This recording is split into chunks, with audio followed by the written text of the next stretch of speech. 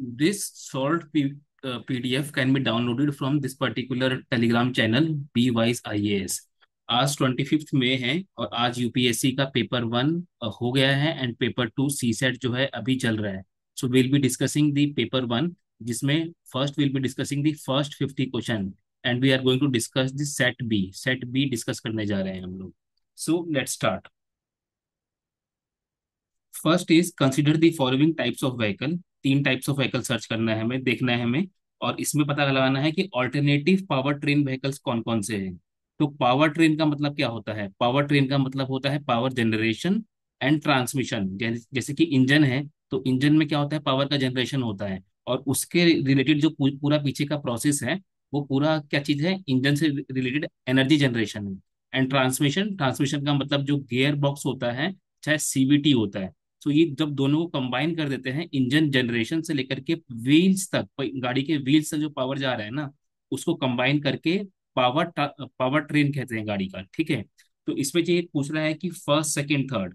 तो first is full battery electric vehicles.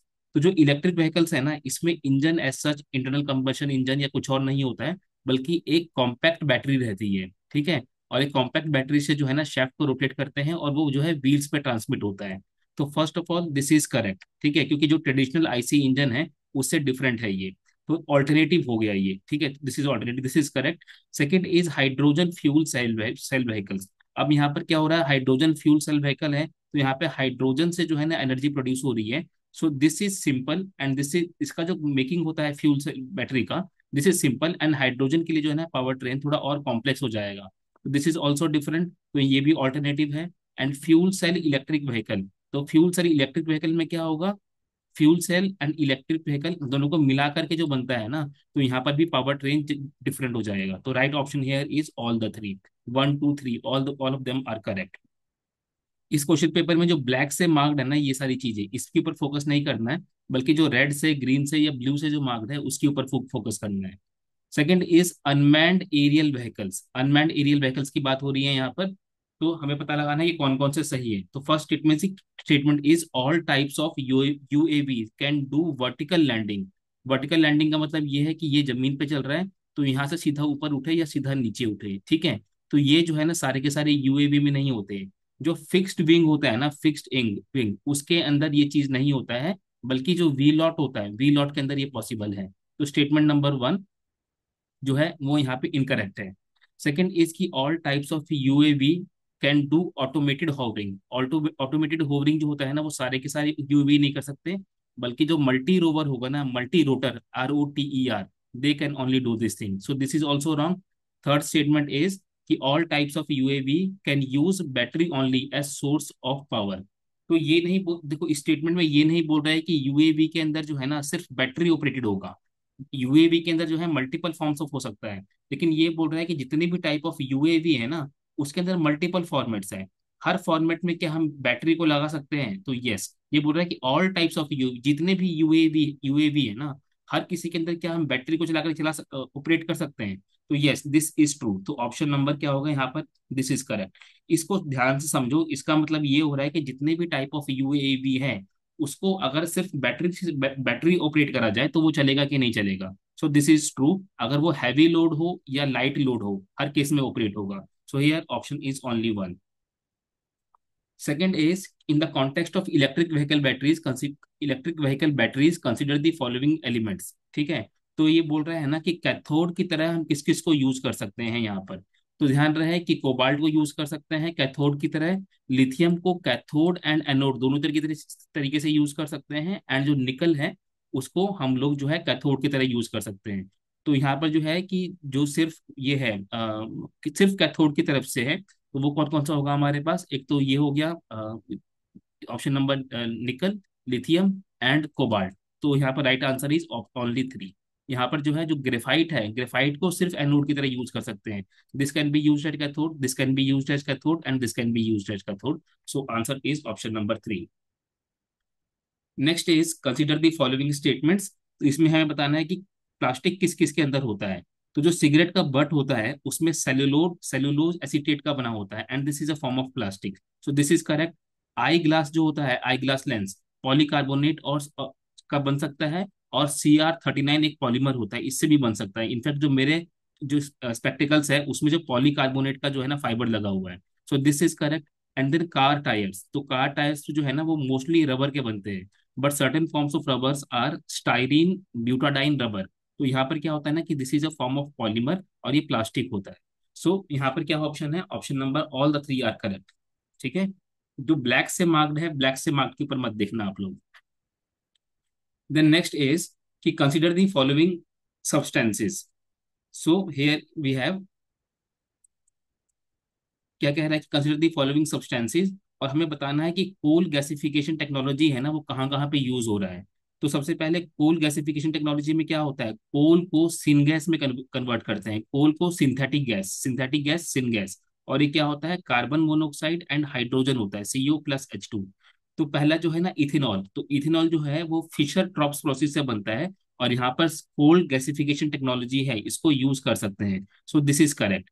Then nitroglycerine है, तो यहाँ पे नाइट्रेटिंग ग्लिसरॉल का यूज होता है, और यहाँ पे आप ये वाला फॉर्मूला देखोगे ना CO+H2, तो इसका यूसेज नहीं होता है, तो this option is wrong. And then urea, urea में जो है ammonia and carbon dioxide, ammonia and carbon dioxide का यूज होता है।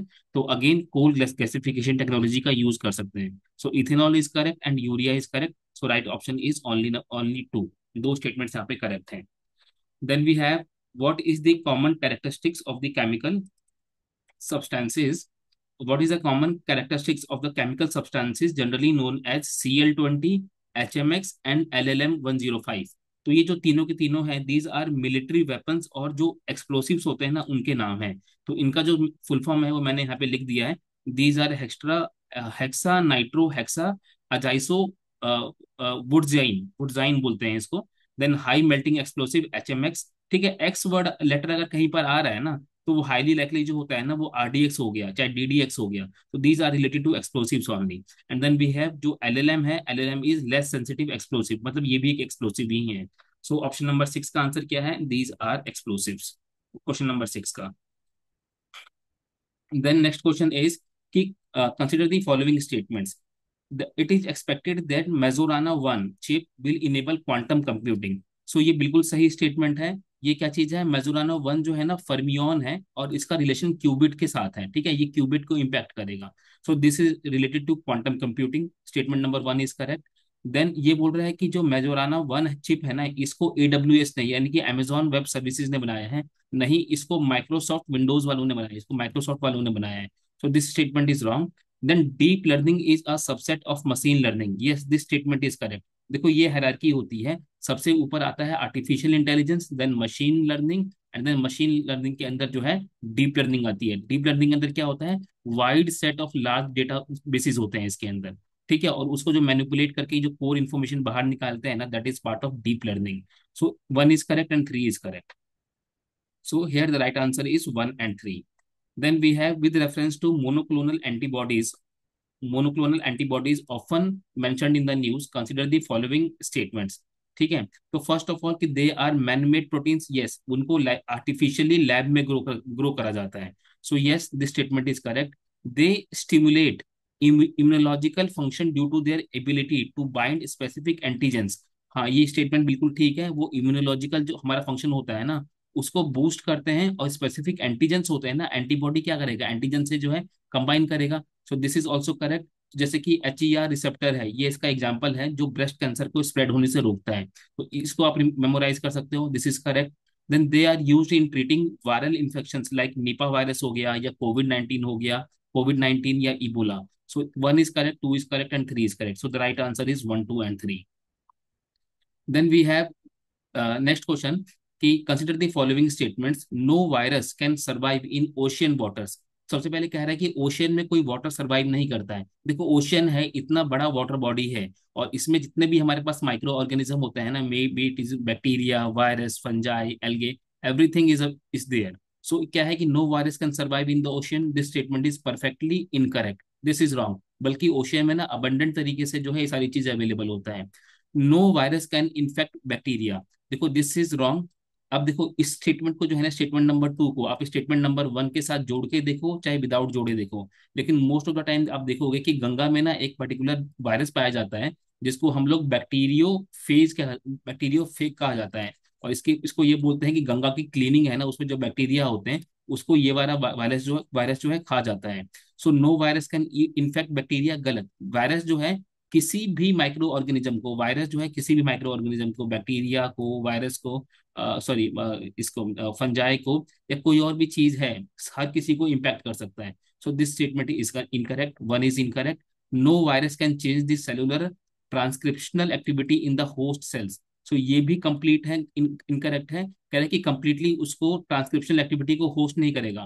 ट्रांसक्रिप्शनल एक्टिविटी का मतलब क्या है? जो डीएनए एंड आरएनए की जो कोडिंग है एंड फंक्शनिंग है ना, वो जो इंफॉर्मेशन है उसको प्रभावित नहीं करेगा, बल्कि ये प्रभावित करेगा, क्योंकि वायरस जब कहीं पर जाता है ना तो यही सारी एक्टिविटी करेगा। तो फॉर एग्जांपल एचआईवी का या फिर इन्फ्लुएंजा का या जो हर्पीस वायरस है ना, उन सबको जो है वायरस ही पूरी तरीके से कंट्रोल कर देता है। So all the three statements are incorrect.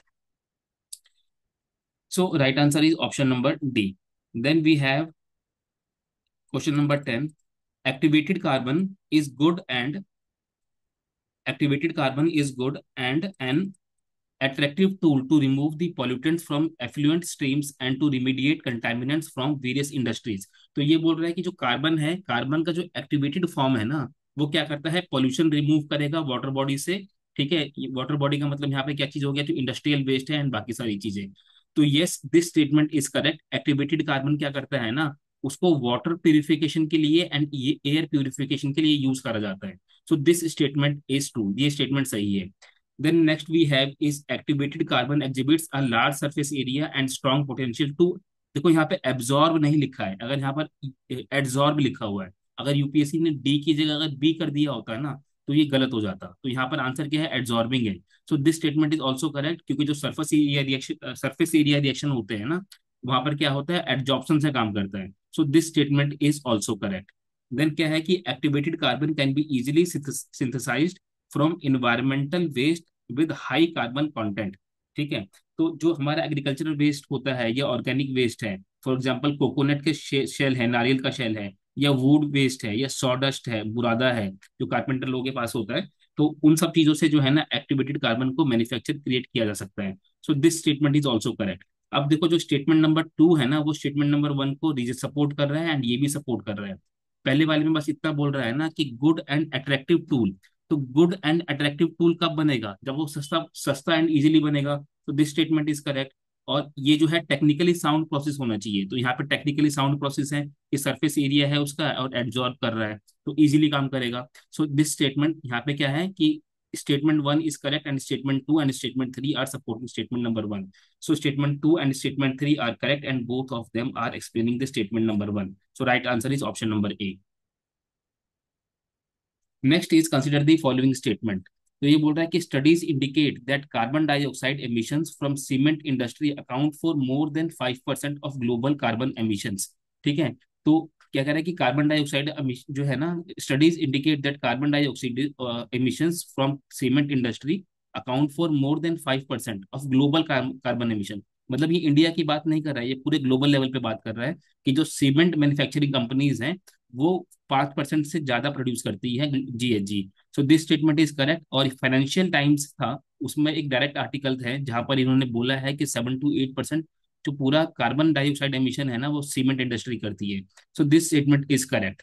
ठीक है, सेकंड इज की silica bearing clay is mixed with limestone while manufacturing the cements. ठीक है, ये भी स्टेटमेंट ठीक है, क्योंकि इसी में क्या होता है ना कि सीमेंट मेकिंग में कैल्सिनेशन ऑफ लाइमस्टोन एंड क्या होता है? कंबशन होता है। तो जब कैल्सिनेशन ऑफ लाइमस्टोन हो रहा है और जब कंबशन होगा ना, तो उससे क्या होता है? कार्बन डाइऑक्साइड रिलीज होता है और वहीं से जो है ना ये पोल्यूशन नहीं, एमिशन होते हैं। तो this is correct. Then silica bearing clay is mixed with limestone, ये भी सही है। इसी से जो है ना क्लिंकर का फॉर्मेशन होता है एंड क्लिंकर फॉर्मेशन इज, यहाँ पे क्या होता है? एमिशन रिलीज होता है। So this is related to this particular thing. Then limestone is converted into lime during clinker production for cement manufacturing. This is also correct. Limestone ये रहा CaCO3, इसको CaO एंड CO2 में convert करते हैं। और जब CO2 कन्वर्ट कर रहे हैं, तो जो क्वेश्चन में बोल रहा है ना कार्बन डाइऑक्साइड एमिशंस, तो ये भी यहाँ पे सपोर्ट कर रहा है। तो statement 2 and statement 3 are correct and both of them are explaining statement number 1। ठीक है, तो option is A. Next is कि कंसिडर द फॉलोइंग स्टेटमेंट्स। तो यहाँ पे क्या बोल रहा है? पहले वाला कि इसमें देखो थ्री स्टेटमेंट्स हैं एंड थर्ड वाला जो स्टेटमेंट है ना, दिस इज सब्जेक्टिव स्टेटमेंट। तो क्या कह रहा है कि statement one, at the 28th COP, COP 28th COP, India refrain from signing the declaration on climate and health. ठीक है, तो वहां पर ये डिक्लेरेशन ओपन करा गया था और इंडिया ने इसको साइन करने से मना कर दिया था। ना सिर्फ इंडिया ने बल्कि यूएसए ने भी इसको साइन नहीं करा है, इंडिया ने भी साइन नहीं करा है, और चाइना ने इसको साइन करा है, बट चाइना ने अपना कुछ एक्सप्लिसिट स्टेटमेंट नहीं दिया है कि how they will be implementing this particular thing. So this statement is correct, India ने साइन नहीं करा है। Then it is binding declaration, yes it is binding declaration. और अगर इसको आप साइन कर दोगे ना, तो ये मैंडेटरी हो जाएगा ओवर द ईयर्स, एक साल में नहीं बल्कि ओवर द ईयर्स, कि आप अपने हेल्थ सेक्टर को डीकार्बोनाइज करो। ठीक है, so this statement is also correct. अब देखो थर्ड स्टेटमेंट सब्जेक्टिव है। If India's health sector is decarbonised, the resilience of its health care system में बी कॉम्प्रोमाइज्ड। ठीक है, तो देखो अब लॉन्ग टर्म में देखा जाए तो रेजिलियंस कॉम्प्रोमाइज नहीं होगा, बल्कि ये फुलफिल होगा लॉन्ग टर्म में। But short and medium term में देखोगे ना, तो इसकी रेजिलियंस में इम्पैक्ट होगा, क्योंकि हमारे जो जो हेल्थ सेक्टर है ना, उसमें जो है पूरा उसका जो लॉजिस्टिक्स है, मैन्युफैक्चरिंग है एंड जो बैक एंड प्रोसेस है ना, उसमें कार्बन एमिशन होता है। ठीक है, और G20 में ना इंडिया ने ये बोला था कि they want to make our, India ने ये बोला था कि हम लोग अपने हेल्थ सेक्टर को मोर रेजिलियंट बनाएंगे। ठीक है, लेकिन जब इंडिया ने रेजिलियंट की बात बोली थी ना, तो उस समय they were not talking about in the terms of environment and ecology, उसके बारे में बात नहीं कर रहे थे। So this particular statement subjective है, क्योंकि लॉन्ग टर्म में तो रेजिलियंट हो जाएगा, बट शॉर्ट टर्म में जो है ना हमें इसका नेगेटिव असर पड़ेगा। सो this statement is what subjective, UPSC के ऊपर डिपेंड करेगा कि वो इसको सही मानते हैं या गलत मानते हैं। Next question is question number 13, consider the following statements. अब यहाँ पर क्या कह रहा है कि scientific studies suggest that a shift is taking place in the earth's rotation and its axis। तो जो हमारा अर्थ है ना, उसका जो रोटेशन है, ये वेस्ट है ये ईस्ट है, तो वेस्ट से ईस्ट हम लोग रोटेट करते हैं। तो ये बोल रहा है कि जो अर्थ का रोटेशन है और जो एक्सिस है उसका में शिफ्ट आ रहा है। ठीक है, दिस इज असर्शन, ये एक स्टेटमेंट है। और ये स्टेटमेंट बिल्कुल सही स्टेटमेंट है, क्योंकि नासा ने इसको बोला है कि यस ऐसा हो रहा है। ठीक है, नेक्स्ट इज की solar flares and associated coronal mass injection ejection कहाँ से, सन से, bombard the earth outer atmosphere with tremendous amount of energy. See this statement is correct. ठीक है, ये स्टेटमेंट भी करेक्ट है, बट ये एक जियो मैग्नेटिक फिनोमिनन है और ये ऑरोरा क्रिएट करता है, इससे हमारे अर्थ के एक्सिस के ऊपर और उसके रोटेशन पे असर नहीं पड़ता है। ठीक है, so this statement is correct, but this statement is not rightly supporting the statement number one. Next is की as the earth's polar ice melts, the water tends to move towards the equator। तो क्या क्या कह रहे हैं कि जो pole है, north pole and south pole, वहां पे जो है ना बर्फ पिघल रही है, तो पानी इक्वेटर की तरफ आ रहा है या फिर ऊपर से नीचे की तरफ आ रहा है। This is wrong. जब बर्फ पिघलेगी ना, तो वाटर में कन्वर्ट हो जाएगा, लेकिन उसके लोकेशन में चेंज नहीं आता है। तो जो नॉर्थ पोल है एंड साउथ पोल है ना, वहां पे सी लेवल राइज इंक्रीज हो जाएगा, नॉर्थ पोल पे एंड साउथ पोल पर पे, लेकिन वो पानी इक्वेटर की तरफ नहीं आ रहा है। तो this statement is correct, incorrect, ये तो स्टेटमेंट ही इनकरेक्ट है। ये स्टेटमेंट करेक्ट है बट लॉजिकली सपोर्ट नहीं कर रहा है, और दिस असर्शन इज राइट। अब नासा ने जो रीजंस दिए हैं ना कि क्यों हमारा जो है ये रोटेशन एंड ऑफ रोटेशन पे एंड एक्सिस पे असर पड़ रहा है, उसके पीछे रीजन ये दिया है कि जो पूरा जो अर्थ का मास है ना वो टिल्ट हो रहा है। क्यों? एक तो ग्लेशियर की मेल्टिंग हो रही है, दूसरा ग्राउंड वाटर एक्सट्रैक्शन जो है, एक्सट्रैक्शंस बहुत रैम्पेंट है, एंड अर्थ के ऊपर ना मास का रीडिस्ट्रीब्यूशन बहुत तेजी से हो रहा है। रीजन बीइंग बहुत सारी क्या हो रही है, माइनिंग हो रही है, आयरन की, कोल की, इसकी कंस्ट्रक्शन मटेरियल की, और उसको एक जगह से जाकर ले जाकर के दूसरी जगह पे लेके जाया जा रहा है। सिमिलरली पॉपुलेशन बर्डन जो है बहुत बढ़ बढ़ रहा है। तो इन सब चीजों की वजह से जो है ना मास का रीडिस्ट्रीब्यूशन हो रहा है, और उसकी वजह से ये सारी चीजें हो रही है यहाँ पर। ठीक है, so here the right statement right is कि neither statement two nor statement number three is correct. ठीक है, लेकिन लेकिन यहाँ पे क्या है कि statement one and two are correct. Statement one, ध्यान रहे कि statement one and two are correct. Statement one is correct, statement two is correct, statement three is incorrect, but statement two is not supporting statement number one. ठीक है, तो correct ऐसे हैं and reasoning का logic ये वाला है। Next is question number 14। तो 14 क्या कह रहा है कि article 6 of the Paris agreement on climate change is frequently discussed in the global discussion on sustainable development and climate change. ये बात बिल्कुल सही है, क्योंकि जो आर्टिकल 6 है ना पेरिस एग्रीमेंट 2015 का, उसमें क्या बोला गया था कि कार्बन ट्रेडिंग होगी। और कार्बन ट्रेडिंग की बात कब से चल रही थी? क्योटो प्रोटोकॉल 1997 से चल रही है। लेकिन इसको जो है ना पूरी तरीके से वर्ल्ड ने कब माना? आर्टिकल 6 जो है ना उसमें इसको लिख दिया गया है, एंड पेरिस एग्रीमेंट के अंदर इस चीज को फॉर्मलाइज कर दिया गया है। So this statement is true, this is talking about the carbon trading. Next is article 6 of the Next is Article 6 of the Paris Agreement on the Climate Change sets out the principles of carbon market. So this statement is बिल्कुल perfectly correct है, ये मैंने बताया भी ऊपर, carbon trading की बात करता है। लेकिन इसके अलावा इसमें एक चीज और है। Article 6 of the Paris Agreement on Climate Change intends to promote inter country non market। देखो जो ये वाली बात है ना, this is mostly about the market. But article 6 के अंदर ना एक सब क्लॉज है, आर्टिकल 6.8। और जो 6.8 है ना, ये नॉन मार्केट ट्रेडिशन की बात करता है। और नॉन मार्केट में ये बोलता है कि कोई गरीब कंट्री है या फिर डेवलपिंग कंट्री है, तो वहां पर आप कैपेसिटी बिल्डिंग करो एंड टेक्नोलॉजी का ट्रांसफर करो। ठीक है, तो जब इसकी बात अगर आती है ना capacity building and technology transfer की, तो that is part of non market operations. So here statement 2 and statement 3 are correct, and both of them are explaining the statement number 1। ठीक है।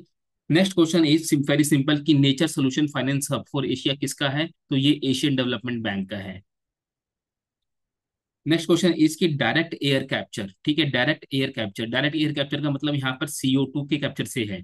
तो with reference to DAC an emerging technology which of the following is statements is correct? तो it can be used as a way of carbon sequestration, बिल्कुल सही है ये। तो can be used, ठीक है, तो this statement is correct. Now it is saying कि it can be valuable approach for plastic production and in beverage food processing. तो प्लास्टिक प्रोडक्शन में एंड फूड प्रोसेसिंग में इसका यूज है। तो ये बिल्कुल सही है कि अगर आपने डैक से CO2 कन्वर्ट करा है, यहाँ पर एयर है, एयर से आपने CO2 लिया, और जब आप CO2 को स्टोर करोगे तो स्टोर करना ठीक नहीं है। इससे बेटर ये है कि जहां पर भी CO2 को यूज होता है ना, जिस किसी इंडस्ट्री में, वहां पे इसको यूज करो। तो कहाँ कहाँ पर होता है? फूड इंडस्ट्री में होता है। किस चीज के लिए? बेवरेज के लिए होता है। जैसे कि आप कोल्ड ड्रिंक्स पीते हो तो कोल्ड ड्रिंक में CO2 का अमाउंट बहुत हाई होता है। सिमिलरली प्रिजर्वेटिव की तरह इसको यूज किया जा सकता है। एंड देन इसके अलावा CO2 को जो है ना प्लास्टिक में कन्वर्ट करो, एंड प्लास्टिक के कन्वर्ट करने के बाद जो है ना उसको पैकेजिंग में यूज कर सकते हो आप। So here plastic production and in food processing, तो this is correct. Moreover आप देखोगे ना तो जो पॉलीमर्स होते हैं, तो पॉलीमर के सेंटर में कार्बन बैठा रहता है। और कार्बन कहाँ से आ सकता है? इस डैक वाले प्रोसेस से आ सकता है, डायरेक्ट एयर कैप्चर से। So this statement is correct.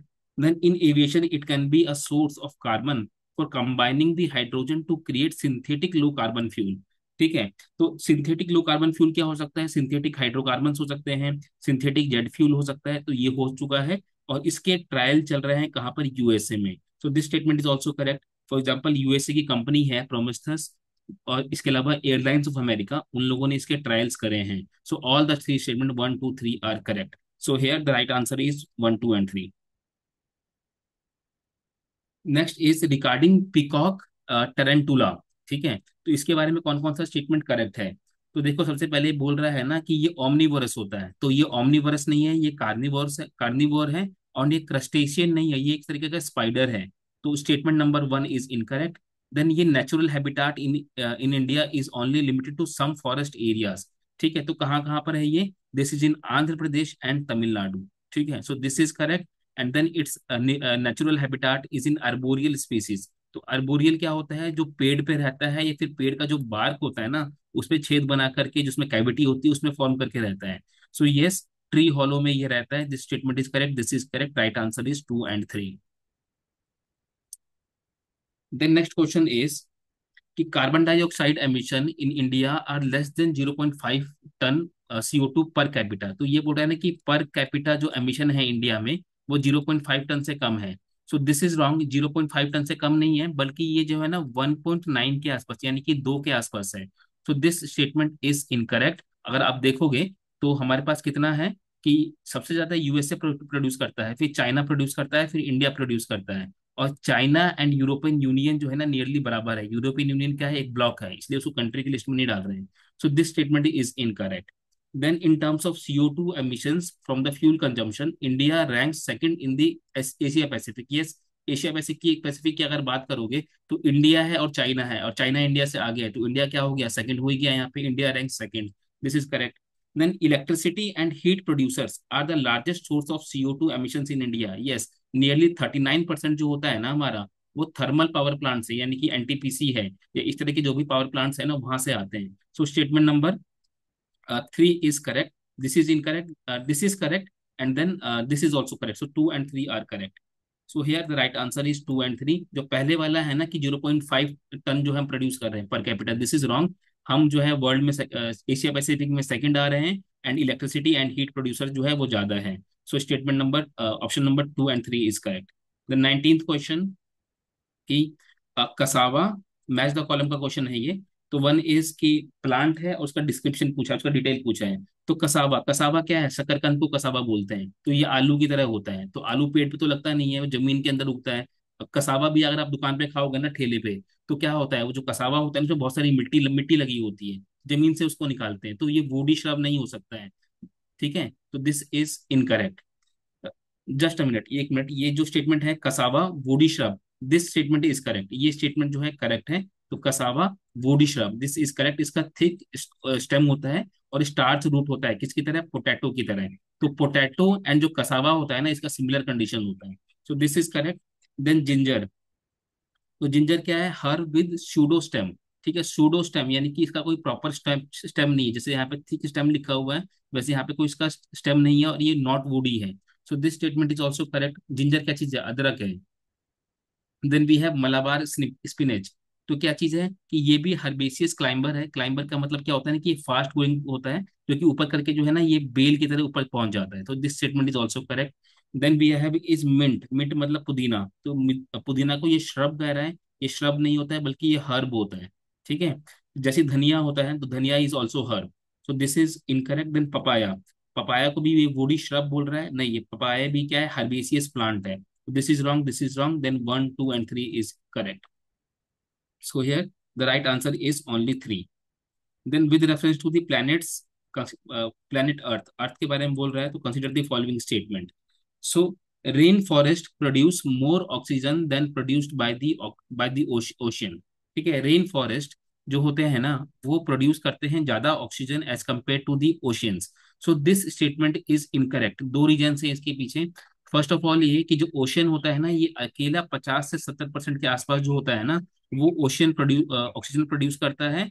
और उसमें मैरीन फाइटोप्लैंक्टॉन्स होते हैं ना, that is the reason behind that कि they are releasing lot of what oxygen. So this is, ये बात की तो ये वाली बात हो गई।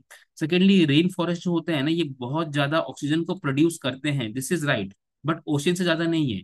मोरोवर जो रेन फॉरेस्ट प्रोड्यूस कर रहे हैं ना, उसमें दिक्कत क्या है कि they are producing as also, जो डिकम्पोजिशन एक्टिविटी बहुत ज्यादा होती है रेन फॉरेस्ट के सॉइल में।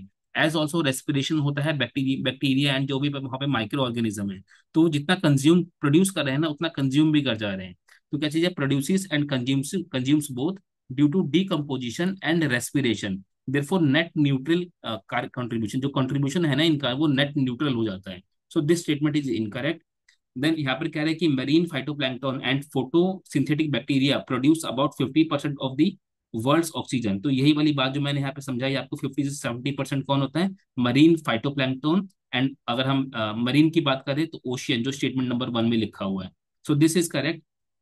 Then well-oxygenated surface water contains several folds higher oxygen than that in atmospheric air। तो ये कह रहे हैं ना कि कोई सरफेस वाटर है जो ओपन है, ठीक है, वेल ऑक्सीजनेटेड, तो उसमें ऑक्सीजन ज्यादा होगा as compare to the atmospheric air.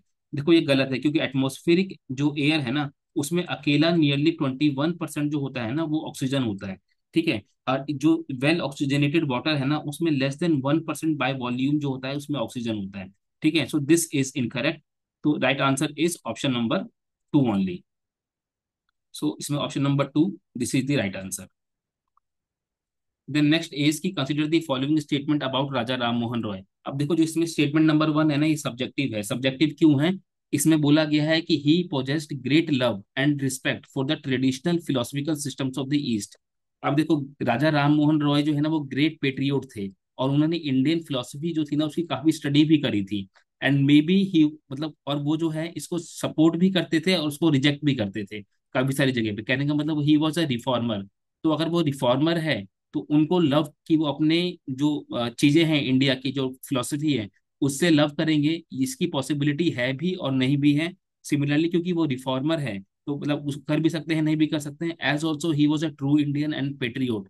तो हर एक ट्रू इंडियन एंड पेट्रियोट क्या करेगा, अपने जो पास्ट के थिंग्स होते हैं उनसे प्यार कर सकता है। सो स्टेटमेंट नंबर वन को ना आप सब्जेक्टिव कैटेगरी में रखो कि यूपीएससी इसको क्या बोलती है, ठीक है। But statement number two is perfectly correct, क्योंकि यहाँ पे क्या बोल रहा है कि he desired his countryman to accept the rational and scientific approach and the principle of human dignity and social equality for all man and women. So this is correct and this may be correct और this may be incorrect. वो depend करेगा कि मतलब इस जो term है ना इसको किस तरीके से इंटरप्रेट किया जाता है।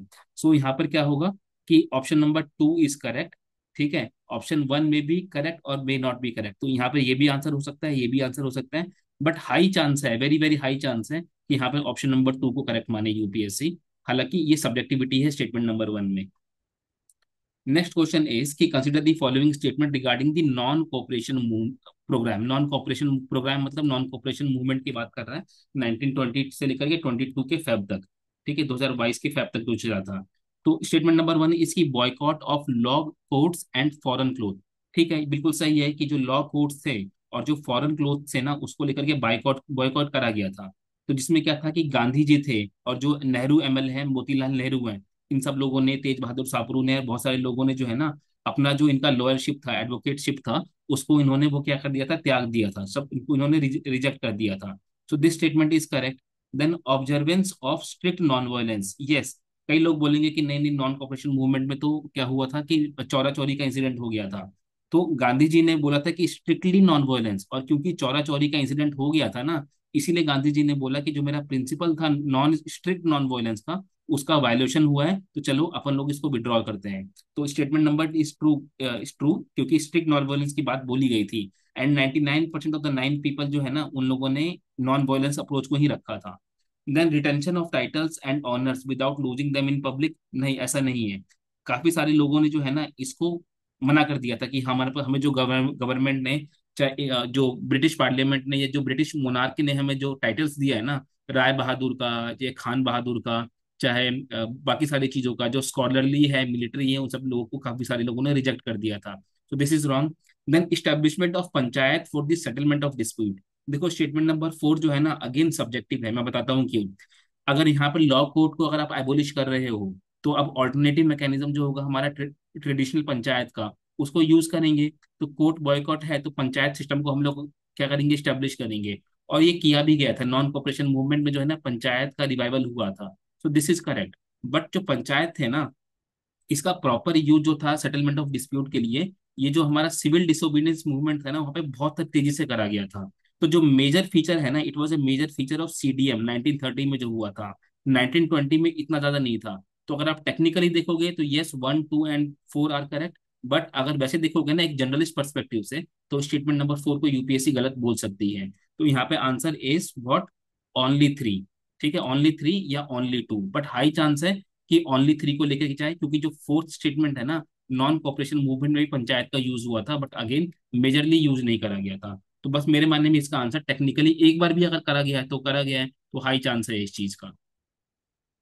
Next statement is very simple question. ये बोल रहा है कि कौन सा जो रूलर था एंशिएंट इंडिया में, जिसने अपने आप को मत विलासा, देन विचित्र चित्र एंड देन गुना बहार कहा था, गुना बहार, ठीक है। तो ये 1 मिनट।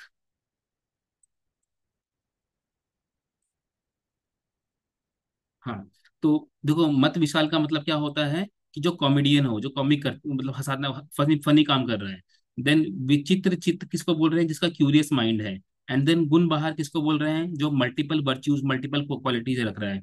तो ये आदमी कौन है, नहीं, नरसिम्हा वर्मन, नरसिम्हा वर्मन वन है ये। सो this is the right answer. Next very very simple question, one of the simplest question क्या है कि फायन किसके टाइम पर आया था, तो चंद्रगुप्त टू के टाइम पे, चंद्रगुप्ता डायनेस्टी में आया हुआ था।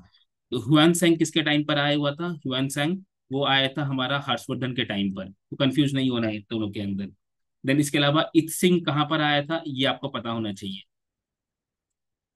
Then we have next is कि कौन सा जो रूलर है जिसने मिलिट्री कैंपेन किया था कहाँ पर, श्री विजय के ऊपर, the powerful maritime state which rule the Malaysia, Malay peninsula, Sumatra, Java and neighbouring islands. तो ये चोला एम्पायर ने किया था। चोला एम्पायर का एक ही ऑप्शन दे रखा है, that is Rajendra Chola one. तो this is the right answer यहाँ पर। देखो अच्छी बात क्या है ना कि इन्होंने जो है रूलर का नाम एंड देन उसका डायनेस्टी भी दे रखा है। तो किसी को सिर्फ इतना पता है कि चोला एम्पायर ने अगर कर रखा है, ठीक है, these were really imperialist empire. ठीक है, तो उन लोगों ने जो क्या करा था ना कि वर्ल्ड को जीतने के लिए निकले थे, तो साउथ ईस्ट एशिया को नियरली इन्होंने ऑक्यूपाई कर दिया था। These were Cholas, Rajendra Chola one. इन लोगों का मतलब ही नहीं है, क्योंकि these were occupying the western part of the India, western coast. Then we have is with reference to the ancient India consider the following statement. ठीक है, तो यहाँ पर क्या चीज है कि अ, जो ये महाजनपद है, और महाजनपद जो है कौन सी नदी के किनारे है, तो उसके बारे में बात करा जा रहा है। देखो अस्मक है, अस्मक, अस्मक कहाँ पर था? अस्मक नीचे की तरफ है, तो middle of central India, and central India से थोड़ा सा साउथ इंडिया, तो महाराष्ट्र एंड आंध्र प्रदेश के पास। तो यहाँ पे कौन सी नदी है? Godavari river. So this is correct. Then Kamboja कहाँ पर है? कंबोज जो है ना मॉडर्न डे पाकिस्तान अफगानिस्तान वाला रीजन है ना, वहां पर है ये, अफगानिस्तान के पास। दिस इज रॉन्ग, यहाँ पे विपास रिवर नहीं है, बल्कि यहाँ पे ऑक्सस रिवर फ्लो करती थी, Oxus river. So this statement is incorrect. Then we have Avanti. तो अवंती कहाँ पर है? Avanti is in Ujjain. ठीक है, जो हमारी मूवी है ना माहिष्मती वाली, बाहुबली वाली मूवी, तो वो कहाँ, किस रीजन में है? वो अवंती के रीजन में है, उज्जैन के रीजन में। तो वहां पे महानदी नहीं है, महानदी तो उड़ीसा में है, कलिंग में है। तो ये जो है Avanti, this was near the Shipra river. Shipra को SHIPRA लिखो या KSHIPRA लिखो। सो this is nearly Shipra river. And Kaushal क्या है? कोशाल तो वो हो गया ना अभी अयोध्या, जहाँ पे राम मंदिर बना है। तो राम मंदिर किसके नदी नियर बाय बना है? सरयू रिवर की नदी बना, नियर बाय में बना है। तो क्या चीज है? Ghaggar river, Saryu river. So यहाँ पे statement number 1 is correct, statement number 4 is correct. तो राइट आंसर क्या हो गया? Only 2 is correct. Then we have is the first Gandharva Mahavidyalaya, जो है 1901 में बना हुआ है, and it was made by Vishnu Digambar Paluskar. तो ये कहाँ पर बनाया गया था? उसका राइट आंसर है लाहौर। जब ये लाहौर में बना था तो it was part of India, part of Punjab, but now it is part of Pakistan, अभी ये पाकिस्तान में है। ठीक है, तो right answer is option number D. Next we have is Ashokan inscription suggests that the Pradeshika, Rajuka and Yukta were important officers at the। देखो इसके पहले जो यूपीएससी पूछता था ना, वो ये पूछेगा कि इन टर्न का नाम दे देगा, और वो बोलेगा कि किसके एम्पायर में हुआ करते थे, तो आंसर वाज अशोका। ठीक है, अब यूपीएससी ने बोला है कि अशोका के टाइम पे डिफरेंट लेवल ऑफ एडमिनिस्ट्रेशन हुआ करते थे, 1 2 3 4। ठीक है, तो अब 1 2 3 4 में किसके लेवल पे पूछा जा रहा है ये? तो सबसे पहले विलेज लेवल पे नहीं होगा, विलेज लेवल पे इतनी सारी चीजें नहीं होगी, ग्रुप ऑफ विलेज लेवल पर होगा। तो दिस इज डिस्ट्रिक्ट लेवल पे हुआ करते थे। तो जो प्रदेशिका था ना, ये क्या करता था? General administration and law enforcement की एक्टिविटी करता था। जो राजुका था, ये क्या करता था? Revenue activities and judicial activities करता था। एंड जो युक्ता था, ये क्या करेगा? अकाउंटिंग की एक्टिविटी करेगा, एंड जो क्लरिकल एक्टिविटीज है ना, उसमें ये लोग इन्वॉल्व होते थे। तो ठीक है, दिस इज डिस्ट्रिक्ट लेवल। तो विलेज लेवल को आप वैसे ही काट सकते हो, सेंट्रल एडमिनिस्ट्रेशन को वैसे ही काट सकते हो। 2 ऑप्शन बचता है, district level and provincial level. अब देखो प्रोविंशियल लेवल पे जो अपॉइंटमेंट होते थे ना, वो राजा के जो बच्चे हुआ करते थे ना, या फिर जो उनके नेफ्यू है, नीस है, या फिर जो उनके दामाद है, सन इन लॉ एक्सेट्रा है, वो लोग जाया करते थे। अशोका भी जो था ना, एक टाइम पे प्रोविंशियल एडमिनिस्ट्रेशन को संभाला करता था, एंड बाद में वो सेंटर में आया। सो this statement is incorrect, this is very very big thing, provincial administration. ठीक है, ये जैसे आज की कंट्री में हमारा स्टेट्स है ना, स्टेट लेवल पर है, this is at India level, this is at village level, and this is at district level. So ये जो चीजें है ना, ये क्या है? ये समझ लो उस समय के IAS officers, IPS officers, IAS IPS and IRS लोग हैं। तो जो प्रदेशी का क्या है? ये आईएएस है। और जो हमारा ये है रजुका, तो रजुका क्या है? आईपीएस की तरह मान लो, और जो युक्ता है इसको आईआरएस की तरह मान लो। ये एनालॉजी अच्छी रहेगी याद रखने के लिए, एंड ये डिस्ट्रिक्ट लेवल पे हो रहा था।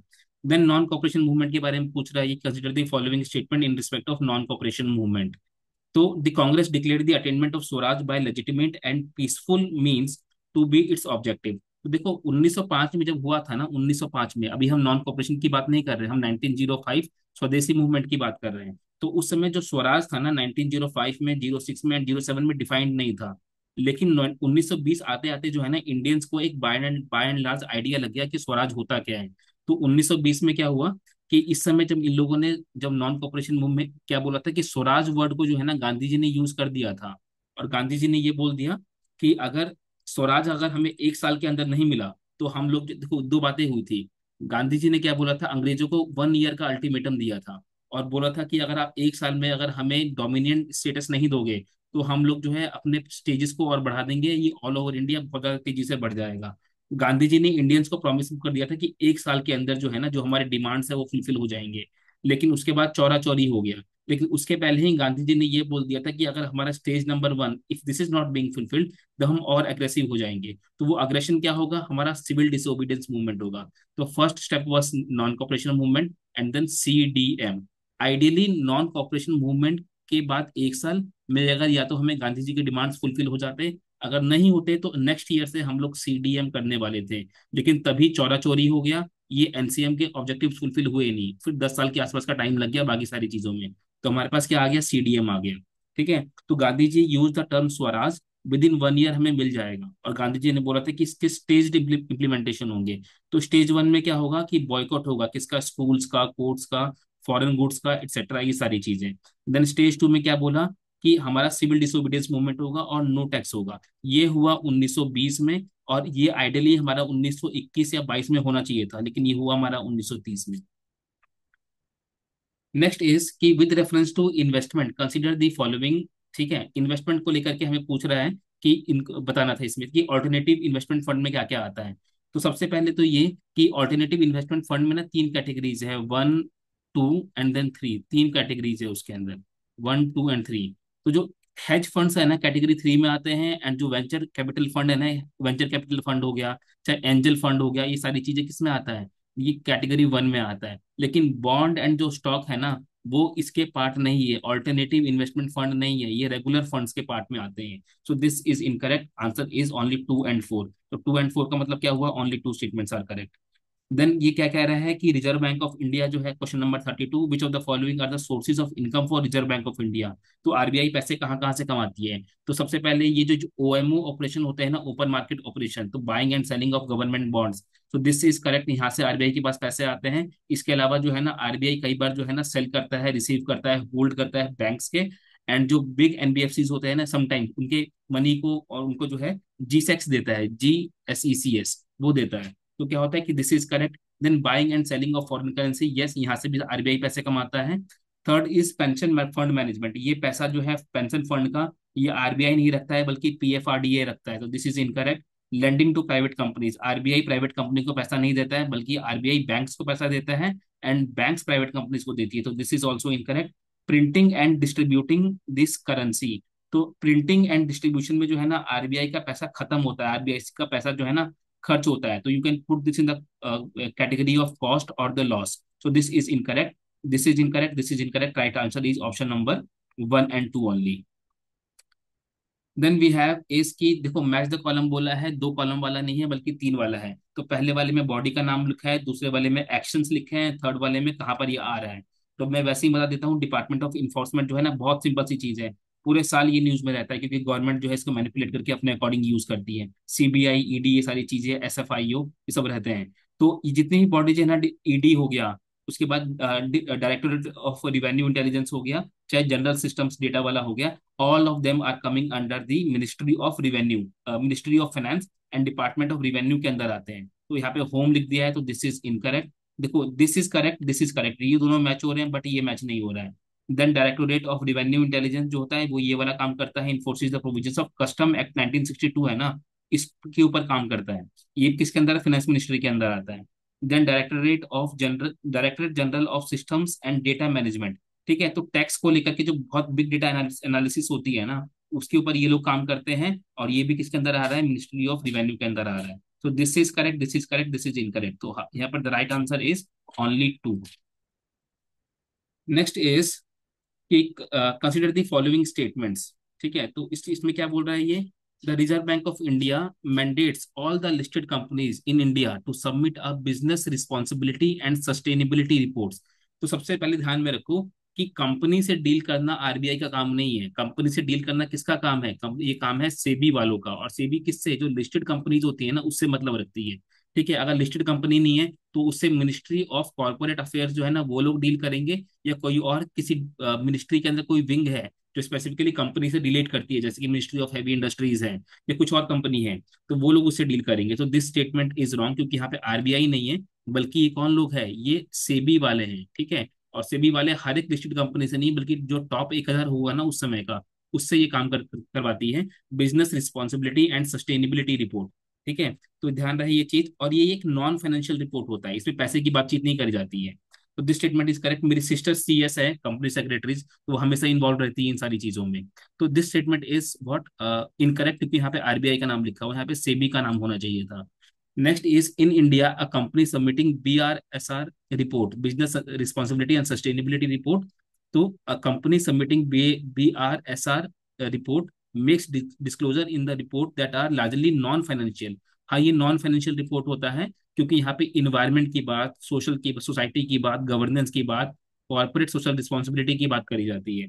और आपको मैं बता दूं कि ये जो सेक्टर है ना, ESG सेक्टर, इस सेक्टर को लेकर के ना प्राइवेट कंपनीज में बहुत सारे जॉब्स निकलते हैं। एंड ये जो जॉब्स होते हैं ना, इनकी जो सैलरी होती है वो nearly 2 to 3 lakhs per month के आसपास होता है। तो आप यूपीएससी में जो पढ़ते हो ना, GS1, GS2, GS3, GS4, ये सारी जो आपको जो वर्ल्ड का नॉलेज प्रोवाइड करते हैं ना, ये सारी की सारी चीजें आपको यहाँ पर लेकर के आती है। इसके बाद एक सर्टिफिकेशन कोर्स होता है नियरली 1 year का। वो सर्टिफिकेशन कोर्स अगर आप कर लोगे ना, तो you will become master in this particular thing, and जो टॉप एमएनसीज होती है ना कंट्री में, वहां पर आपकी प्लेसमेंट हो सकती है। सो दिस ESG थिंग, जो इन्वायरमेंट, सोशल एंड गवर्नेंस वाला चीज होता है ना, इसके अंदर मतलब this is a what thing जहाँ पे कंपनी प्रेफर करती है कैंडिडेट्स को। Then we have is consider the following statements. In India, income from allied agricultural activities like poultry, farming, and wood rearing in rural areas is exempted from tax. तो ध्यान रहे कि जो agricultural activities है ना, वहाँ पे दो चीजें हैं। वन इज कोर एक्टिविटी, जो यहाँ पे लिखा हुआ है, and then we have non core activity. तो जो कोर एक्टिविटी होती है ना, उसको क्या है ना कि सरकार ने एग्जाम्प्ट कर रखा है। फॉर एग्जाम्पल कल्टीवेशन हो रहा है, जहाँ पे क्रॉप्स को ग्रो कर रहे हैं, चाहे इरिगेशन हो रहा है, वो क्या चीज है, वो हमारा वो वाली एक्टिविटी है, एग्जाम्प्टेड एक्टिविटी है। बट जो ये वूल वूल रेयरिंग है, ये चाहे पोल्ट्री फार्मिंग है ना, ये कोर एक्टिविटीज में नहीं होता है, और इसको टैक्स से फ्रीडम नहीं है, यहाँ पे टैक्स लगता है। So this is part of business income, ये बिजनेस इनकम का पार्ट है, यहाँ पे टैक्स लगता है। तो this statement is incorrect. Then in India rural agricultural land is not considered as a capital asset. मतलब सरकारी जो गांव की जो जमीन है ना, एग्रीकल्चरल जमीन है अगर वो, तो वो कैपिटल एसेट नहीं है under the 1961 act of income tax. तो कहने का मतलब ये है कि गांव की जो जमीन है ना खेती बाड़ी की, उसको एक फार्मर ने किसी और को बेचा, ठीक है, 5 लाख की जमीन थी, 6 लाख में बेचा, 6 लाख की जमीन को अगले ने 7 लाख में बेचा, 7 को अगले ने 10 में बेचा। तो ये जो गेन हो रहा है ना, 1 लाख का, 1 लाख का, 3 लाख का, इसके ऊपर कोई टैक्स नहीं लगेगा। तो ठीक है, तो ये जो गेन्स होते हैं ना सेल से, these are exempted from tax, इसमें टैक्स नहीं लगता है, नॉट टैक्स। ठीक है, तो statement 1 is incorrect, statement 2 is correct. तो क्या लिखा है यहाँ पे, 1 is incorrect and 2 is correct. Then question number 36, क्या कह रहा है ये, कि इंडिया है joined the mineral security partnership as a member. ठीक है, मिनरल्स सिक्योरिटी पार्टनरशिप, इसको ज्वाइन करने में कुछ हार्म नहीं है, कुछ भी बाइंडिंग नहीं है, सिंपल सी चीज है। और यूएसए जो है अमेरिका, उसको वो इसको लीड कर रहा है। तो यूएस लेड सिक्योर सप्लाई, यहाँ पे कुछ मेंटेनेंस की बात नहीं है, बल्कि जो सप्लाईज है ना, वो currently they are highly dependent upon Japan and China. And China जहां पर भी इन्वॉल्व होता है ना, तो we have to be very very cautious. तो उसी को लेकर के जो है ना, मिनरल्स सिक्योरिटी पार्टनरशिप को जो में क्या कर रहे हैं कि सप्लाई है ना, ग्लोबल सप्लाई, उस पे काम करा जा रहा है। सो इंडिया है joint this and this is led by USA, this is correct. India is resource rich country in all 30 critical minerals that it has identified. देखो दो चीजें हैं, 30 क्रिटिकल मिनरल्स जो है ना, उसको इंडिया ने आइडेंटिफाई करा है। वो इंडिया में और इंडिया के आसपास जो EEZ है, वहां पे this thing is available, exclusive economic zone available है। बट इंडिया रिसोर्स रिच नहीं है इनको लेकर के। So statement number 2 is incorrect. India has all the 30 but we are not resource rich, क्योंकि देखो कि 90% लिथियम और जो कोबाल्ट है ना, वो हम विदेश से इंपोर्ट करते हैं। ठीक है, so statement number 2 is incorrect. And then we have the parliament ने 2023 में माइंस एंड मिनरल्स जो डेवलपमेंट रेगुलेटरी एक्ट है ना, इसको मॉडिफाई किया था, और ये बोला कि स्टेट्स के जितने पावर थे ना, उसको सेंटर ने अपने पास रख लिया। स्टेट गवर्नमेंट की पावर जो है गवर्नमेंट ऑफ इंडिया यानी कि सेंट्रल गवर्नमेंट के पास, यानी कि यूनियन गवर्नमेंट के पास चली गई। सो अब देखो दिस स्टेटमेंट इज करेक्ट। तो यहाँ पे right answer is 1 and 3। 1 and 3 कहाँ पर आ रहा है, sorry, statement number 2 is incorrect. अगर आप 2 को इनकरेक्ट करोगे, सो this is incorrect, this is incorrect, this is incorrect, तो 1 and 3 इज करेक्ट। तो this is correct, this is correct. अब क्या है कि ये सेंट्रलाइज प्रोसेस हो गया, सेंटर से जो है ना, सेंटर से स्टेट के पास चला गया ये सारी चीजें। और क्योंकि ये क्रूशियल एरिया है, बहुत ज्यादा स्ट्रेटेजिक एरिया है, इंटरनल सिक्योरिटी है, टेक्नोलॉजी सिक्योरिटी है, तो बहुत सारी चीजों से जुड़ा हुआ है ये। ठीक है, एनर्जी सिक्योरिटी है, सबसे जुड़ा हुआ है ये, स्पेस टेक्नोलॉजी है, उससे जुड़ा हुआ है, तो सेंटर ने अपने पास रख लिया और रखना ही चाहिए। Next is consider the following statements. तो पहला बोल रहा है कि as regards returns from investment in a company generally bond holders are considered to be relatively less risk than stock holders. देखो स्टॉक होल्डर्स कौन होते हैं, जो एक कंपनी है तो यहाँ पर जो पैसा लगा रहा है ना डायरेक्टली, तो वो स्टॉक होल्डर्स होंगे। और बॉन्ड होल्डर्स कौन होते हैं, तो ये क्या बन जाता है, ओनर बन जाता है। और जो बॉन्ड होल्डर होते हैं वो क्या करते हैं, वो पैसा टेम्पररी उधारी पे देते हैं और यहाँ से फिक्स्ड इंटरेस्ट रेट लेते हैं। तो ये लोग जो है ना ओनरशिप को एंजॉय नहीं कर रहे हैं, यानी कि जो लार्ज अमाउंट ऑफ मनी है वो इनके पास जा रहा है, और जो इनका जो पैसा फंसा हुआ है इनको बस फिक्स्ड इंटरेस्ट रेट मिल रहा है। ठीक है, तो this is the concept of stock holder and the bond holder. So ये क्या बोल रहा है कि किसी कंपनी में जब रिटर्न्स मिलेंगे तो जो बॉन्ड होल्डर्स होते हैं ना उनका रिस्क कम है, एंड जो स्टॉक होल्डर है उनका रिस्क ज्यादा है। So this statement is correct. अगर कंपनी में 100 लाख रुपए लग रहे हैं और आपने 40 लाख रुपए लगा दिए, और अगर आपने 10 लाख रुपए ही उधारी लिया है, तो आपका पैसा ज्यादा फंसा हुआ है ना, और आपको तो प्रॉफिट मिलेगा, इस बंदे को तो फिक्स्ड मिलना ही मिलना है, प्रॉफिट हुआ तो मिलेगा, नहीं हुआ तो नहीं मिलेगा, लेकिन इसके साथ क्या है, इसको तो फिक्स्ड मिलना ही मिलना है। So this statement is correct. Then bond holders are lenders to a company where stock holders are its owner. This statement is correct. ठीक है। नेक्स्ट अगर आप देखोगे तो for repayment purpose bond holders are prioritized over the stock holders by company. हाँ, जब company को profit होगा तो प्रॉफिट हो रहा है चाहे जो भी इनकम हो रही है उसमें जो है ना रिपेमेंट के लिए पहले आप बॉन्ड होल्डर को दोगे। बॉन्ड होल्डर कौन, बाहर का आदमी है, और जो अंदर का आदमी कौन है, वो ओनर है। ओनर को बाद में पैसा मिलेगा, बॉन्ड होल्डर को पैसे पहले पैसा मिलेगा। सो this is correct, this is correct and this is correct. अब इसमें एक चीज देखने की जरूरत है कि हमारा स्टेटमेंट नंबर वन जो है ना वो पॉइंट आउट कर रहा है स्टेटमेंट नंबर टू की तरफ, या स्टेटमेंट नंबर टू जो है वो पॉइंट आउट कर रहा है स्टेटमेंट नंबर वन की तरफ। तो यहाँ पर जो है ना कोई जजमेंट ठीक देना सही नहीं रहेगा। मैंने यहाँ पे स्टेटमेंट नंबर ए को मार्क करा है, statement two and three are correct and both of them explain statement number one. This is correct. But अगर आप आइडियली देखोगे ना तो स्टेटमेंट नंबर टू जो है ना उसको सपोर्ट कर रहा है स्टेटमेंट नंबर वन, ना कि स्टेटमेंट नंबर वन को सपोर्ट कर रहा है statement number two. I repeat again कि this is the statement and this is being spoken by statement number one. इसका जो सपोर्ट है ना स्टेटमेंट टू का, वो ये वाला है। Although I have tick this particular thing, but UPSC इसमें कुछ और खेल सकता है। Then next statement is कि India accounts for very large portion of all equity option contracts traded globally, thus exhibiting a great boom। Simple सी बात ये बोल रहा है कि इंडिया की जो स्टॉक मार्केट्स है, एनएससी है, बीएसई है, वहाँ पे बहुत सारे लोग पार्टिसिपेट कर रहे हैं, और जितना पार्टिसिपेट कर रहे हैं ये ग्लोबली किसी भी कंट्री में जो हो रहा है ना उससे ज्यादा लोग इंडिया के लोग पार्टिसिपेट कर रहे हैं। This is statement number one. तो दिस स्टेटमेंट इज करेक्ट, क्योंकि यहाँ पर क्या है ना कि जो अवेयर जो एजुकेटेड इन्वेस्टर है, जो अनएजुकेटेड इन्वेस्टर है, वो लोग यहाँ पे चल रहे हैं। और आप लोग कई सारे देखोगे ना कि जो इन्फ्लुएंस होकर के लोग 500 रुपए 100 रुपए स्टॉक मार्केट में घुसने के लिए, आपको कुछ भी मिनिमम रिक्वायरमेंट नहीं है, आप 100 रुपया लेकर के भी इन्वेस्ट कर सकते हो। तो इतना तो लोग करेंगे ही ना, रिस्क लेंगे, लॉटरी का सिस्टम है, देन लक का फैक्टर बहुत चलता है इंडिया में। तो this statement is correct. Then we have India stock market has grown rapidly in the recent past even overtaking Hong Kong को लेकर के। So this statement is also correct. ठीक है, जनवरी 2024 में हमने हांगकांग के आगे निकल गए थे अपन। Then their third statement is कि there is no regulatory body either to warn the small investor about the risk of options trading or to act as under on unregistered financial advisors। तो ये तीनों चीज, दोनों statement गलत है। सेबी है हमारे यहाँ पर जो काम करती है, और कैसे भी अगर आप कैसे डीमैट एप्लीकेशन खोलोगे ना आप अपने फोन में कोई भी, तो वहां पे स्टार्टिंग में ही एक नोटिफिकेशन आता है जो एडवाइजरी देता है। तो ये लोग जो होते हैं ना सेबी वाले, जो कॉमन इन्वेस्टर है अनएजुकेटेड या फिर एजुकेटेड, दोनों को बताते हैं कि देख भाई रिस्क बहुत ज्यादा है। सेकेंडली जो अनरजिस्टर्ड फाइनेंशियल एडवाइजर्स होते हैं ना, फाइनेंशियल एडवाइजर्स क्या है, छोटी छोटी एजेंसीज होती है जो क्या करेगी, बड़ी कंपनी से मिल जाएगी, यूजर का डिटेल लेगी कि भाई ये 100 लोग हमारे यहाँ पर रजिस्टर्ड है। अब ये क्या करेगी, इनको बताएगी कि देखो आज की तारीख में मारुति बढ़ रहा है, टाटा बढ़ रहा है, जो रिलायंस है वो नीचे जा रहा है, इस पे इतना डाल दो, इस पे इतना डाल दो, 6 महीने में इतना बढ़ जाएगा। तो ये जो अनरजिस्टर्ड है ना इनको भी जो है ना गाइडेंस देता है सेबी। ठीक है। सो यहाँ पर क्या चीज है, this statement is incorrect, this is correct, this is correct. तो option number one and two is correct. Then we have statement number question number 39। Very simple question, logic के बेसिस पे है ये question. Circular economy reduces the emission of green house gases. ठीक है, simple है, circular economy होगा तो क्या चीज होगा कि जो रॉ मटेरियल्स है, जो प्रोसेस है, और जो एंड प्रोडक्ट है ना उसको फेंकने से पहले उसको यूज कर सकते हैं अपन। तो यहाँ पर क्या होता है कि लो रिसोर्स एक्सट्रैक्शन होता है, and production linked carbon footprint जो होता है ना, कोई चीज बन रहा है तो stage one, stage two, stage three, हर जगह इलेक्ट्रिसिटी है, रॉ मटेरियल है, तो यहाँ पे जो है एमिशंस भी होंगे, तो सारी की सारी चीजें कम होगी यहाँ पर। तो रिड्यूस वर्ड कर रहा है यहाँ पर, अगर एलिमिनेट वर्ड लिखा होता तो वो गलत हो जाता, बट यहाँ पे रिड्यूस लिखा है तो दिस इज करेक्ट।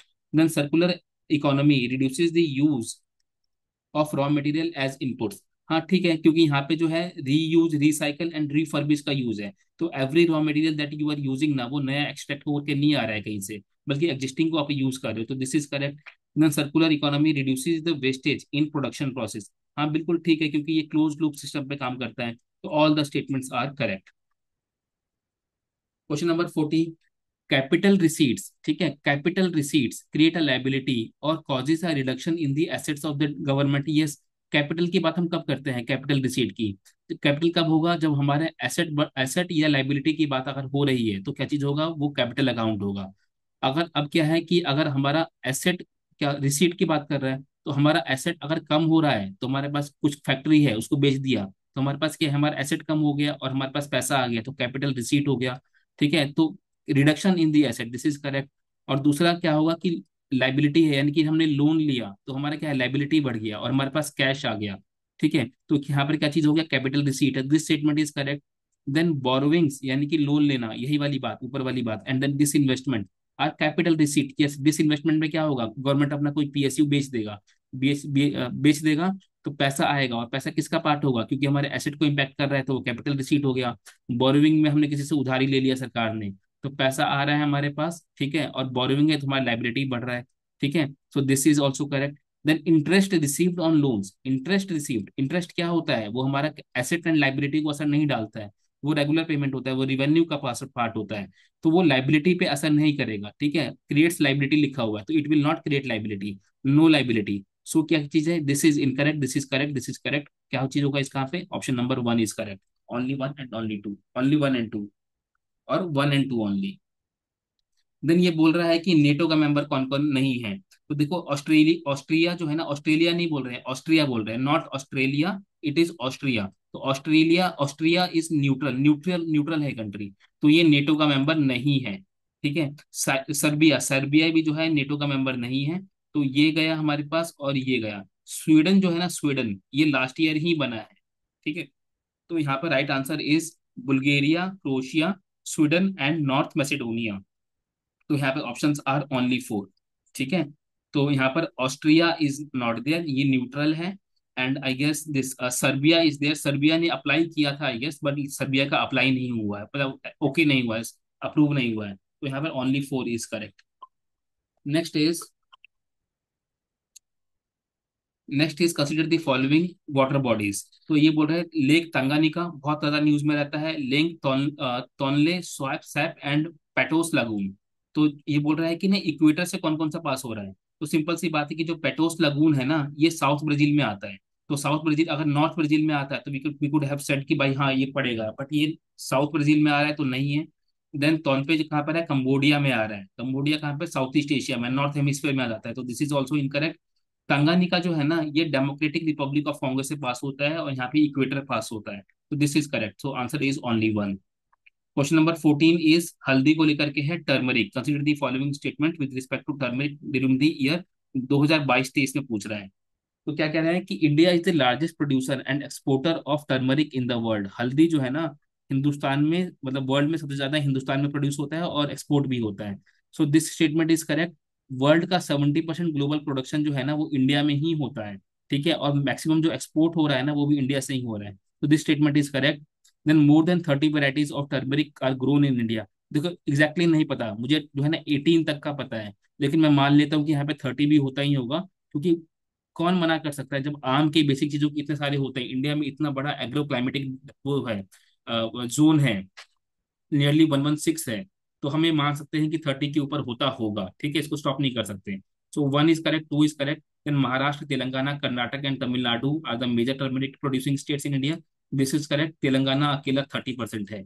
ठीक है, so one two three all are correct, so all are correct. Then last 5 questions. Question number 5 क्या बोल रहा है कि which of the following are evidences of phenomenon of continental drift. ठीक है, कॉन्टिनेंटल ड्रिफ्ट किसका है, अल्फ्रेड वेगनर ने दिया था, CDT, कॉन्टिनेंटल ड्रिफ्ट थ्योरी। ठीक है, तो पहला है कि the belt of ancient rocks from the Brazil coast matches with those of western Africa. ठीक है, ब्राजील कहाँ पर आ गया, हमारा साउथ अमेरिका के ईस्ट में आ गया, एंड वेस्ट अफ्रीका कहाँ कहाँ हो गया, हमारा वेस्टर्न अफ्रीका हो गया, तो that east and west is matching, and इसको जो हम बोलते हैं ना, इसको जियोलॉजिकल फिट बोलते हैं, so this statement is correct. Very simple question, बहुत सिंपल क्वेश्चन है, डायरेक्ट क्वेश्चन है कॉन्सेप्ट का। Then the gold deposits of Ghana are derived from the Brazil plateau when two continents lay side by side. तो this statement is also correct, and इसको हम लोग mineral matching या फिर mineral continuity बोलते हैं, ठीक है, या फिर मिनरल कोरिलेशन बोलते हैं इस चीज को। तो दिस इज ऑल्सो करेक्ट।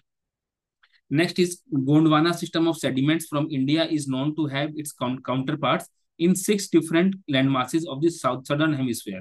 तो अगर आप देखोगे ना, तो जो ऑस्ट्रेलिया है, अफ्रीका है, साउथ अमेरिका है, अंटार्कटिका है, साउथ ईस्ट एशिया है, एंड जो और भी चीजें हैं ना, हर जगह पे ये चीज मैच करती है। तो फॉसिल एंड सेडिमेंट्स कॉन्टिन्यूटी बोलते हैं इस चीज को। This is also correct. The right answer is option number 1 2 3।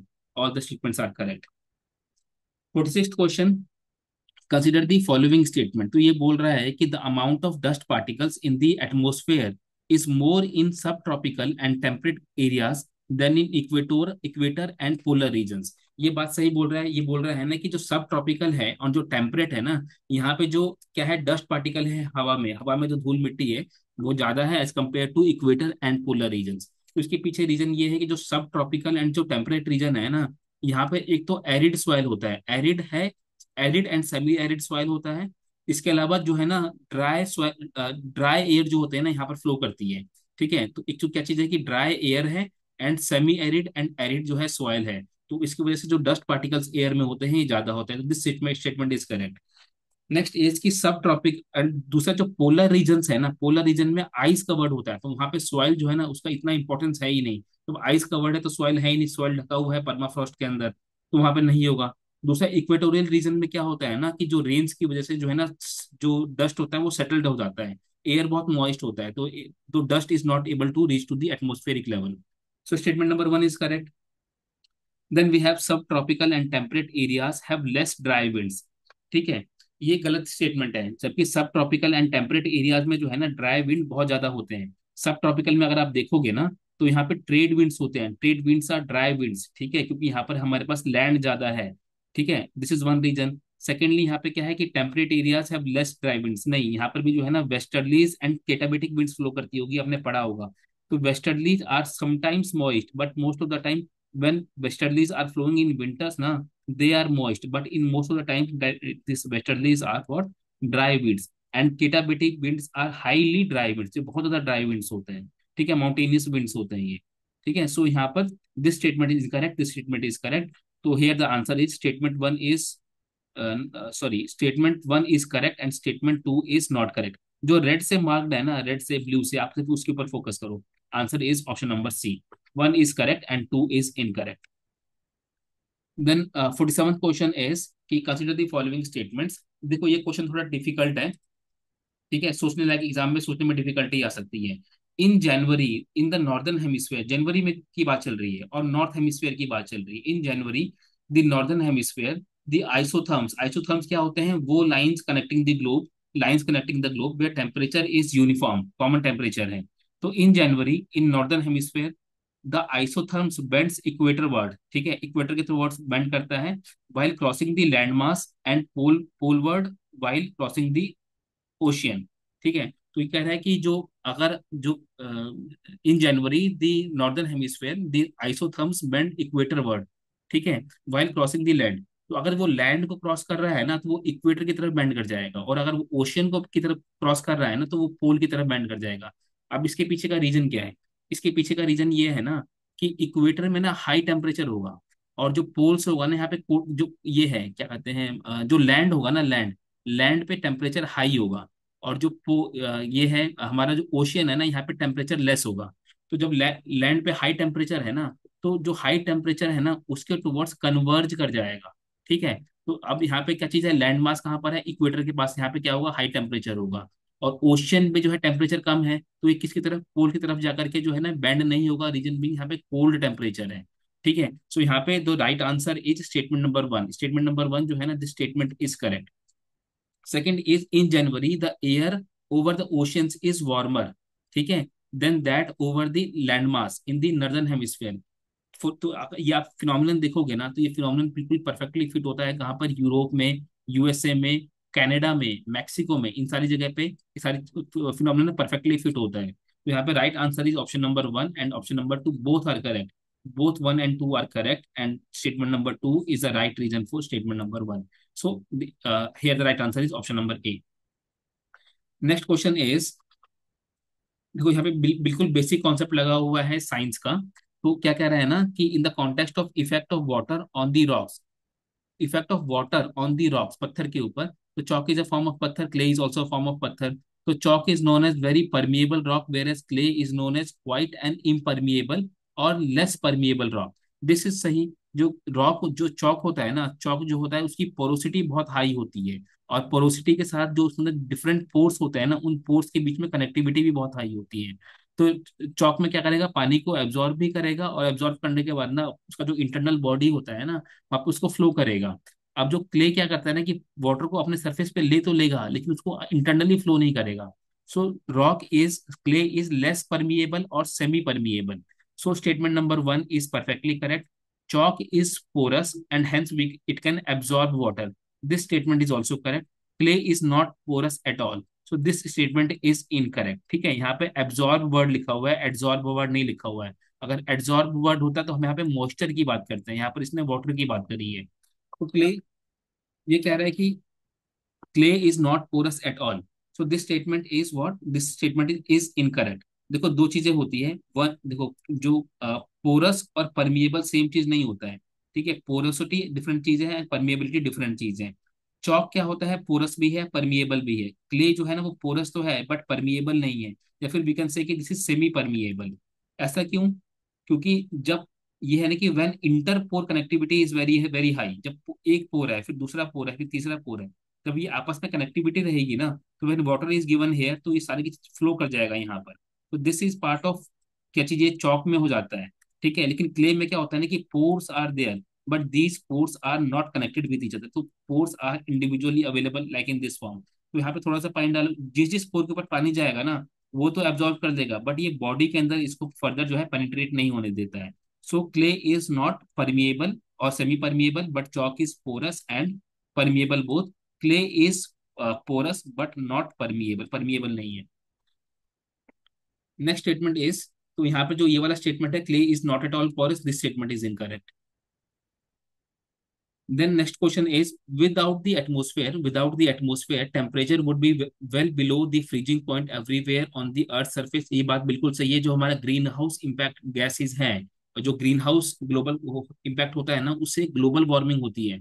तो ग्रीन हाउस गैस से जो ग्लोबल वार्मिंग होती है ना, उसी की वजह से, ग्लोबल वार्मिंग की वजह से हमारे अर्थ पे एटमोस्फेयर है, and we are able to sustain. यहाँ पे प्लांट लाइफ एंड जो एनिमल लाइफ है या फिर माइक्रो ऑर्गेनिज्म है ना, they are able to survive. अगर ये greenhouse gas and global warming नहीं होगा ना, तो वहाँ पे जो अर्थ का टेम्परेचर होगा ना वो -18 डिग्री सेल्सियस पहुंच जाएगा, which is below the freezing point. तो जो सर्टेन लेवल ऑफ GHG और उससे जो होने वाला ग्लोबल वार्मिंग है, दैट इज करेक्ट। लेकिन उसके बाद जो artificial GHG and artificial global warming है, that is incorrect. Then heat absorbed and trapped by the atmosphere maintains our planet's average temperature. This is correct. ये नियरली 15 to 18 डिग्री के आसपास होता है अगर ग्लोबल टेम्परेचर देखो तो। Then atmospheric gases like carbon dioxide are particularly good at absorbing and trapping the radiation. Yes, तो CO2 है, मिथेन है, वाटर वेपर है, सारा काम करते हैं ये सारी चीजें। तो answer is 1, 2 and 3। The last question is, राष्ट्रीय गोकुल मिशन इसको कब लॉन्च करा गया था? 2014 में। तो देखो 2014 का जो स्कीम है ना, ओल्ड स्कीम, उसके ऊपर UPSC ने क्वेश्चन पूछा है, and this is a detailed question. बहुत ज्यादा डिटेल्ड नहीं बट सेमी डिटेल्ड क्वेश्चन है ये। तो क्वेश्चन क्या है कि it is important for the upliftment of rural poor as majority of low producing indigenous animals are with small and marginal farmers and landless labour. तो ये बोल रहे हैं ना, राष्ट्रीय गोकुल मिशन जो है ना, कि जो स्मॉल एंड मार्जिनल जो फार्मर्स हैं एंड लैंडलेस लेबर है, जो रूरल पुअर है, उसके अपलिफ्टमेंट के लिए है। तो ये जो RGM है ना, राष्ट्रीय गोकुल मिशन, इसका डायरेक्ट ऑब्जेक्टिव नहीं है बट इनडायरेक्ट ऑब्जेक्टिव है। और देखो इसने क्या बोला है कि इट इज इंपॉर्टेंट, ये इंपॉर्टेंट है, तो हाँ इंपॉर्टेंट तो है, तो उस परस्पेक्टिव से आप इसको ठीक बोल सकते हो, but direct objective is not this, this is indirect objective but important है ये। तो ये स्टेटमेंट परफेक्टली करेक्ट है। Then it was initiated to promote the indigenous cattle and buffalo rearing and the conservation in a scientific holistic manner. ठीक है, so this statement is correct, scientific है ये और होलिस्टिक मैनर में है। और जो हमारे इंडिजिनस बोवाइन ब्रीड्स है ना, ठीक है, तो जिसमें इंक्लूड्स करते हैं काउ को, बफेलो को, तो वो सारी चीजें इसके अंदर आती हैं। तो यहाँ पर statement number 1 and 2 both are correct, this is correct and this is correct. तो यहाँ पे जो राइट आंसर है ये नहीं है, right answer is both B and C, यानी कि 1 and 2 आर करेक्ट। ठीक है, सो दिस इज व्हाट, ये हमने 50 क्वेश्चंस डिस्कस करे हैं। तो इसके बाद से जो है ना एक और वीडियो आएगा जिसमें हम पेपर जो रिमेनिंग 50 क्वेश्चन है ना, we'll be discussing that also. जब पेपर 1 एंड पेपर 2 जब पूरा का पूरा डिस्कस हो जाएगा, ठीक है, जब paper sorry first 50 question 1 to 50 and 51 to 100, जब ये दोनों डिस्कस हो जाएगा ना, तो इसके बाद I be making a separate video. Two separate videos will be coming उसके बाद भी। Total number 4 videos will be there. एक तो ये वाला हो गया, एक और आएगा 51 से लेकर के 100 तक का। थर्ड वीडियो में डिसाइड करूँ, मैं बताऊंगा कि क्वेश्चन का डिस्ट्रीब्यूशन क्या था सब्जेक्ट वाइज, देन क्वेश्चन का लेवल ऑफ डिफिकल्टी क्या था, एंड देन कट ऑफ का डिस्कशन होगा। And then fourth video I will be making जो 2026 वाले स्टूडेंट्स के लिए होगा। And there I will be telling you कि यूपीएससी जो है ना अपना क्वेश्चन पेपर डिफिकल्ट कैसे बनाता है। So how UPSC is making it's paper difficult, difficult किस तरीके से बनाता है यूपीएससी। एंड डिफिकल्ट बनाने के लिए ना यूपीएससी को कंटेंट में चेंज करने की जरूरत नहीं है, सिर्फ पैटर्न में चेंज करने की जरूरत है। ठीक है, so there will be 4 videos. एक हमने अभी डिस्कस कर लिया, 51 से लेकर के 100 का आ जाएगा। उसके बाद क्वेश्चन का distribution subject wise, level of difficulty, cut off का डिस्कशन होगा। And then fourth will be कि how UPSC makes the paper difficult. ठीक है, so that is all from my side everybody, thank you so much. And ये जो PDF है, ये PDF आपको हमारे टेलीग्राम चैनल पे अपलोड कर दिया गया है ऑलरेडी। t.me/bwise.ies, अगर आप टेलीग्राम पे bwise.ies सर्च करोगे तो ये आपको यहाँ पे पीडीएफ, रॉ पीडीएफ एंड जो ये एनोटेटेड पीडीएफ है ना, यहाँ पे आंसर्स मार्क्ड है रेड से, वो वाले मिल जाएंगे आपको। ठीक है, so thank you so much, all the best.